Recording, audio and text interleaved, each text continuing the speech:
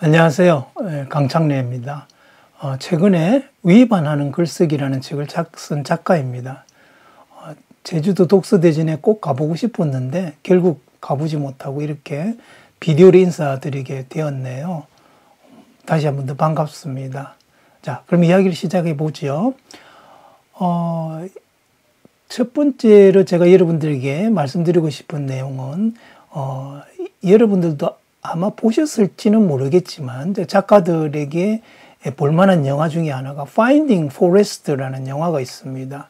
그 영화의 주인공은요, 여러분들께서도 아마 잘 아시는 홍일바티 파수꾼이라는 소설, 세계적으로 굉장히 유명하죠. 아마 세계적으로 판매된 권수는 아마 1억 권 정도는 팔렸을 겁니다. 어마어마한 소설이죠. 그 소설의 작가인 셀린저가 주인공입니다. 셀린저는 언둔하는 작가로 알려져 있는데요. 그 작가가 되고 싶어 하는 학생을 만나서 학생에게 어떻게 하면은 작가가 될 수 있는지, 말하자면 좋은 글을 쓸 수 있는지를 조언하는 내용이 많이 담겨 있습니다. 그 중에 아주 중요한 내용 중에 하나가 이런 말이 있어요. 첫 번째 글은 말하자면 초고는 가슴으로 쓰라. 그리고 나중에 시간이 지난 뒤에 그것을 머리로, 두뇌로, 이성으로 고쳐 쓰라. 이런 말이 있어요. 굉장히 중요한 말입니다. 사실은 글쓰기의 모든 것이라고도 할 수 있는 말이에요. 근데 이게 왜 중요한 이야기냐면요.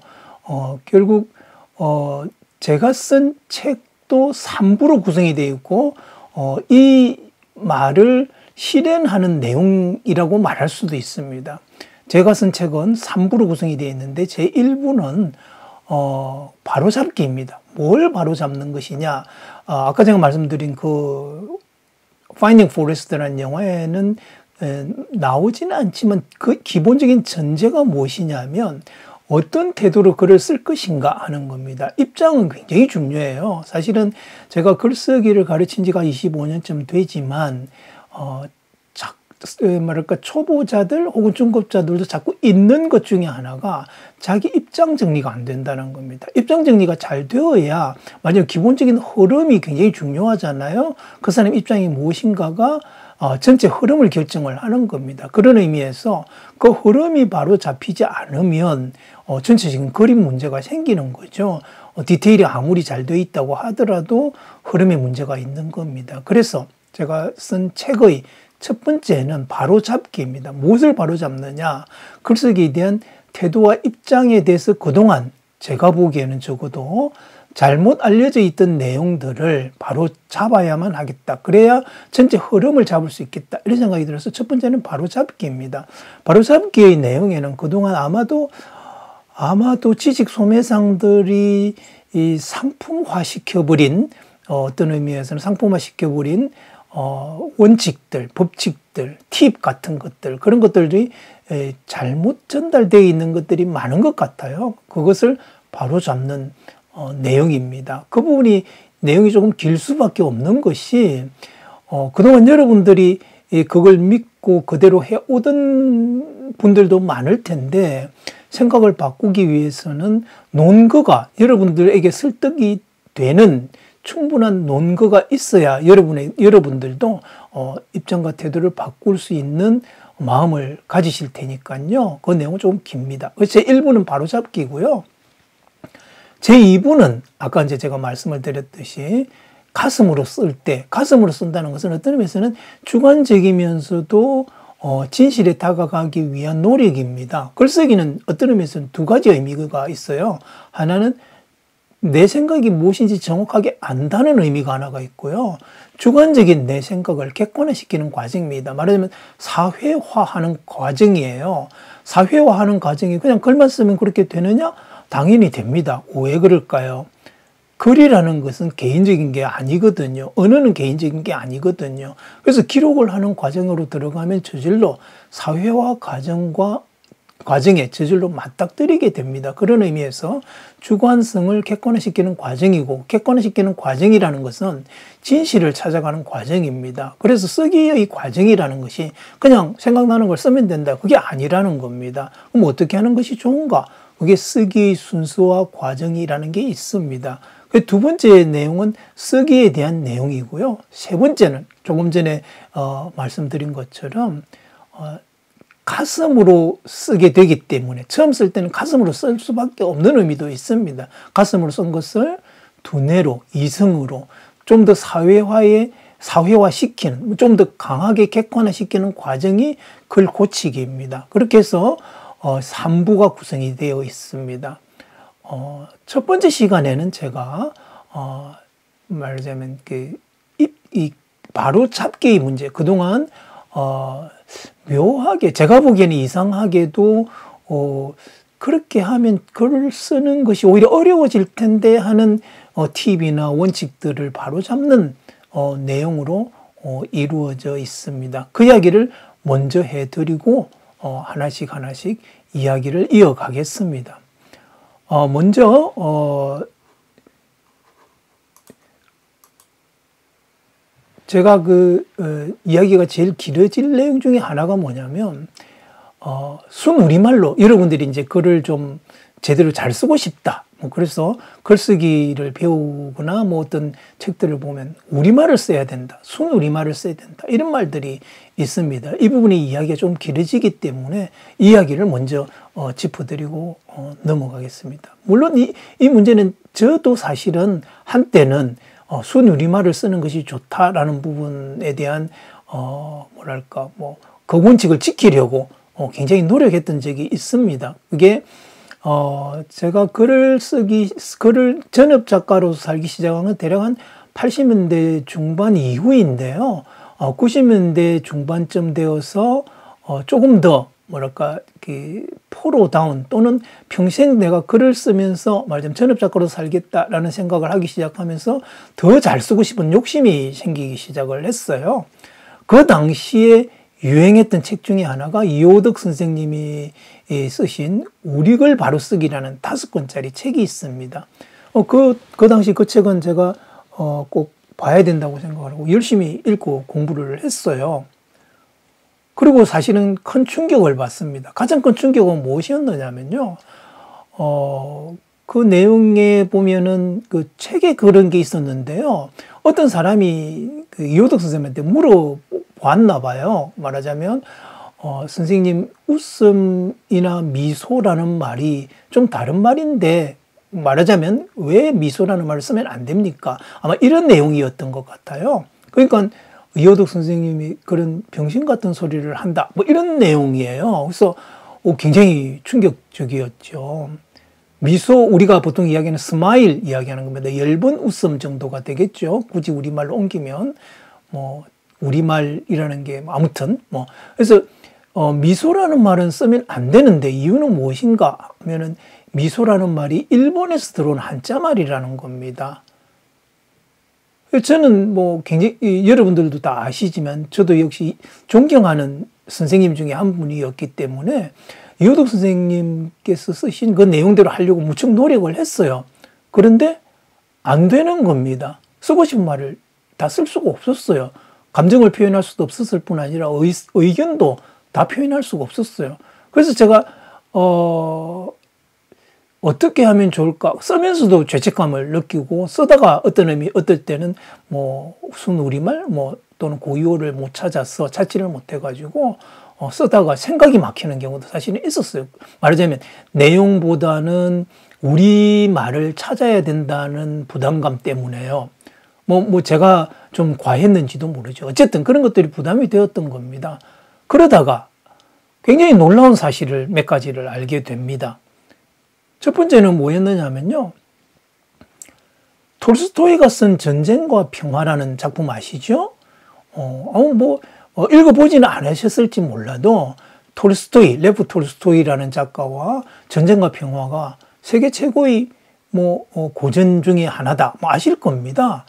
그리고 그 작품은 러시아 문학이죠. 러시아 문학입니다. 그런데 그 러시아 문학의 작품 안에 프랑스어가 그대로 굉장히 많이 들어가 있어요. 그런데 그런 내용을 알게 되고 나서 그러면 러시아에서 그렇게 자랑스러워하는 톨스토이의 러시아 문학에, 러시아 작품에 프랑스어가 그냥 조금이 아니에요. 굉장히 많이 들어가 있습니다. 굉장히 많이 들어있는데 그럼 러시아 사람들은 뭐라고 했을까? 궁금했던 겁니다. 그래서 찾아보니까 처음에 이 작품이 발표되었을 때 뭐라자면 러시아 문학에 프랑스어가 이렇게 많다는 것에 대해서 문제 제기를 아무도 안 하지는 않았어요. 했어요. 했고 또 뭐 이야기를 줄이자면 그렇다는 겁니다. 톨스토이는 한때는 러시아어가 아니라 러시아어를 프랑스어를 러시아어로 바꿔보려고 노력도 했어요. 그래서 개정판을 내는데 마지막에는 결국 처음에 썼던 프랑스어를 그대로 그냥 내비둬 버립니다. 그리고 끝내버려요. 그러면서 이렇게 이야기를 합니다. 여러분들께서 언어에 관심을 가지지 말고 내가 쓴 내용에 관심을 가져달라. 그리고 러시아 지배층들은 또는 러시아의 지식인들은 전부 프랑스어를 쓴다. 그런데 내 작품에는 프랑스어를 뺀다는 게 사실주의적인 의미에서 세상을 있는 그대로 표현한다는 의미에서 그게 옳은 방법이냐? 아닌 것 같다. 이런 의미의 이야기를 하면서 러시아 문학에 프랑스어가 많이, 독일어도 있어요.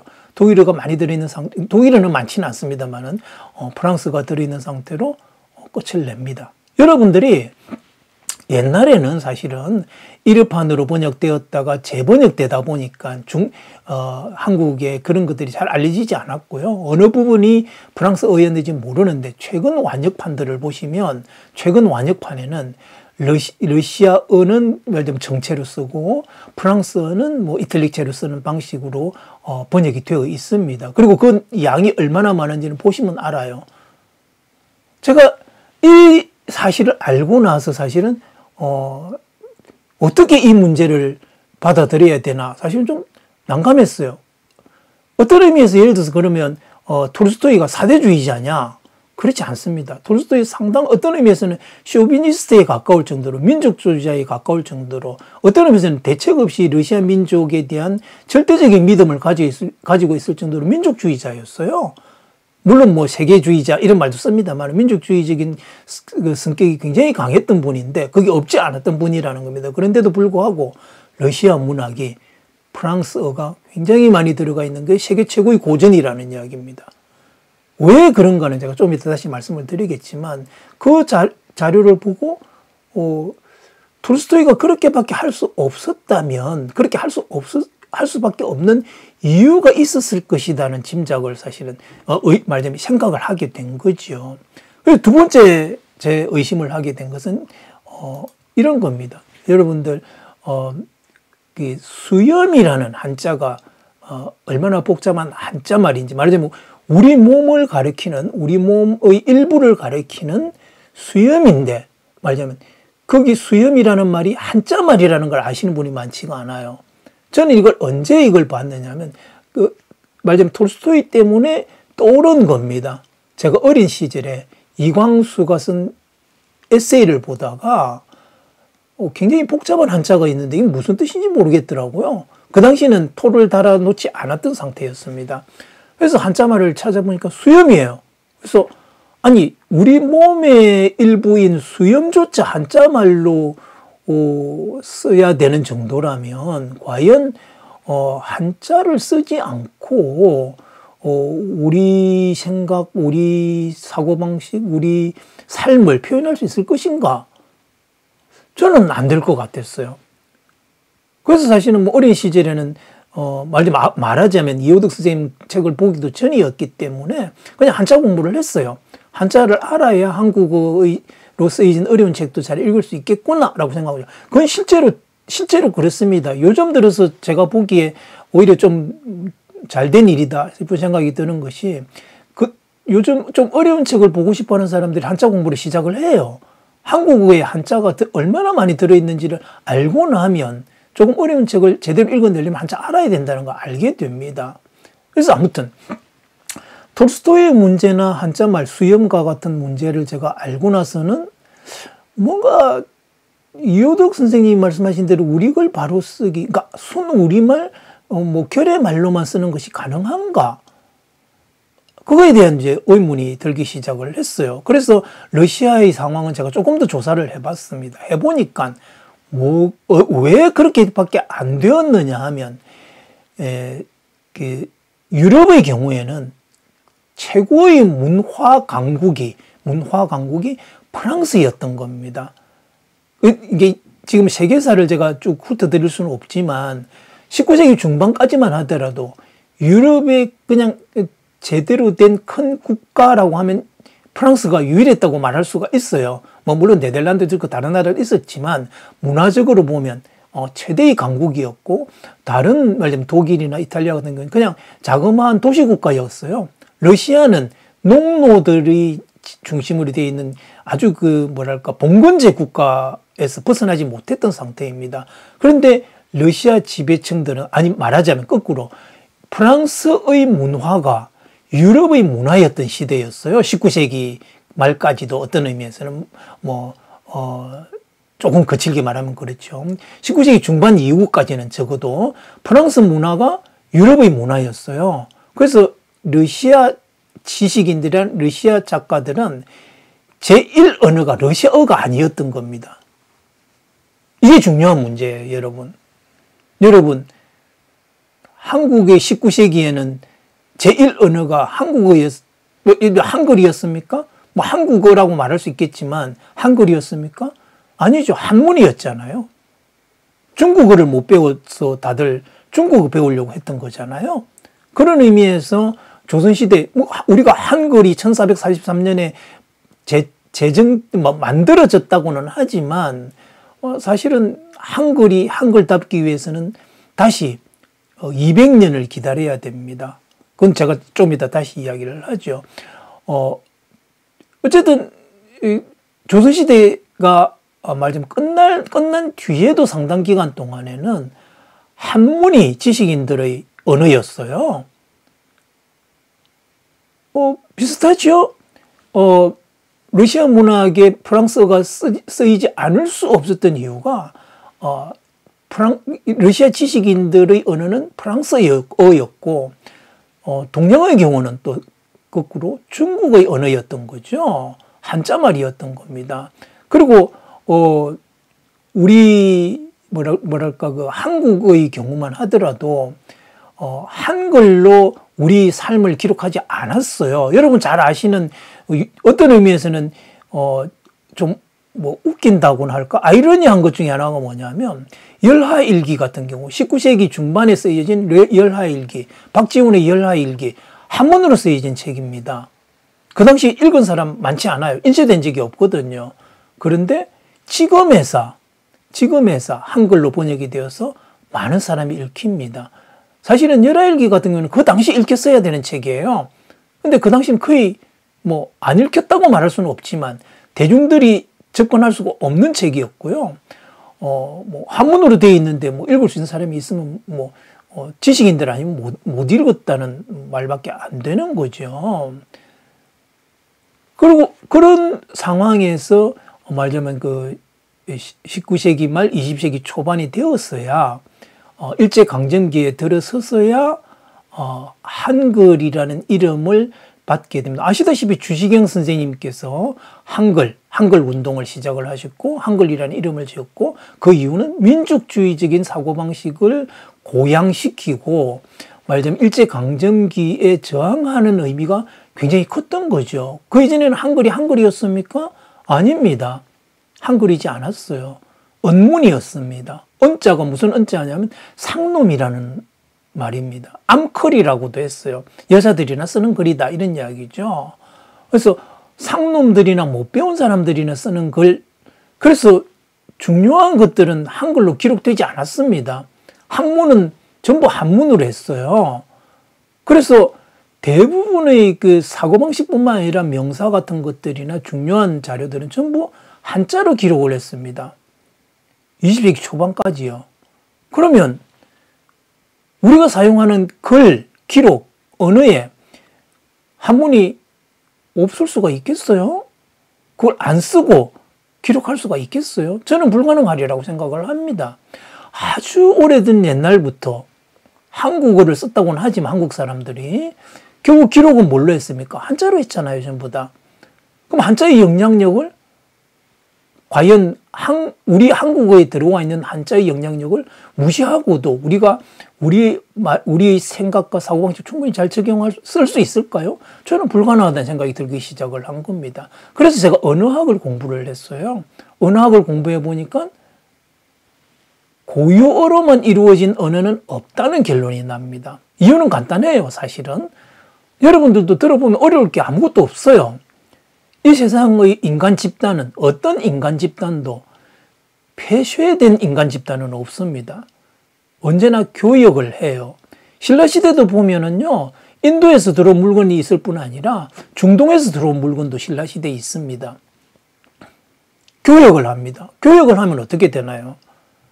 서로의 문화를 주고받습니다. 문화를 주고받을 때 상대방의 문화에다가 문화가 들어오면 그 사람들이 말하자면 부르는 이름을 따라하지.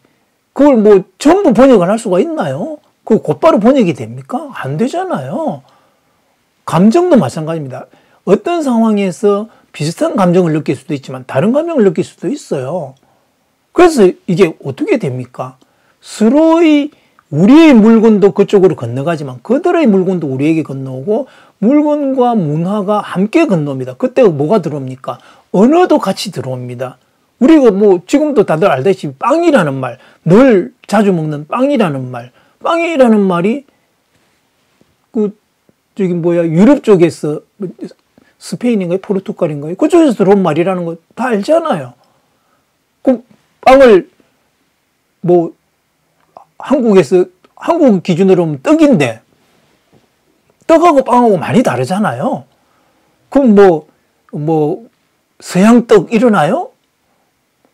그렇게 잘 안 되잖아요. 그래서 그냥 빵입니다. 빵. 그다음에 뭐 우리 입장을 바꾸는 거꾸로도 마찬가지잖아요. 우리는 한국의 김치, 외국 사람들이 코리안 샐러드라고 불러주기를 바라나요? 또 코리안 샐러드 하면은 뭐 김치만 있나요? 우리 나물도 있잖아요. 한국에 나물. 나물은 나물이고 김치는 김치고 뭐 이런 것이지. 뭐 그 사람들이 코리안 핫 샐러드라고 부르기를 바라나요? 아니잖아요. 나물은 나물이라고 불러주고 김치라고 불러주기를 바라듯이 거꾸로도 마찬가지인 겁니다. 그럼 뭐 스파게티라고 하지, 뭐 이탈리안 국수, 뭐 이탈리아 국수라고 말하면 뭐 달라지나요? 그 이탈리아는 그럼 어떡할 겁니까? 이탈리아가 그 국가 이름인데 한국어로 번역해요? 뭐라고 번역할 겁니까? 철수라고 할까요? 뭐라고 그럴 겁니까? 이탈리아는 이탈리아라고 하는 수밖에 없잖아요. 그러면 그 사람들이 스파게티를 아무리 번역해도 이탈리아 국수? 그냥 스파게티가 낫지 않겠어요? 아주 다른 음식인데? 그런 의미에서 교역을 하면 언어는 뒤섞일 수밖에 없습니다. 문화가 뒤섞이는 거거든요. 그런 의미에서 고유어만으로 쓰는 것은 불가능하다는 것을 저는 깨닫게 됩니다. 언어학을 공부하면서요. 그래서 다시 한 번 더 검증을 하기 시작을 합니다. 뭘 검증을 하기 시작을 하는가? 첫 번째 이제 검증을 하기 시작하는 게 한국어에 과연 한자말이, 말하자면 아주 오래된 한자말이 얼마나 많이 들어있는가? 두 번째는 한국어에 일본에서 만든 한자말이 얼마나 많이 있고 사용되고 있는가? 그래서 세 번째는 거꾸로, 과연 그러면 우리가 잘 알듯이 문화가 강한 곳에서 약한 곳으로 흐릅니다. 중국에서 한국을 통해서 일본으로 건너갔는데 그러면 한국에서 건너간 언어가 일본에는 그러면 없는가? 그걸 제가 검증을 해볼 생각을 한 겁니다. 이게 제가 일반적으로 이야기를 이렇게 하다 보면 강의할 때는 2시간, 3시간을 하는데 30분 단위로 제가 끊어서 지금 이걸 이야기를 하려고 하고 있거든요. 근데 벌써 30분이 지나버렸어요.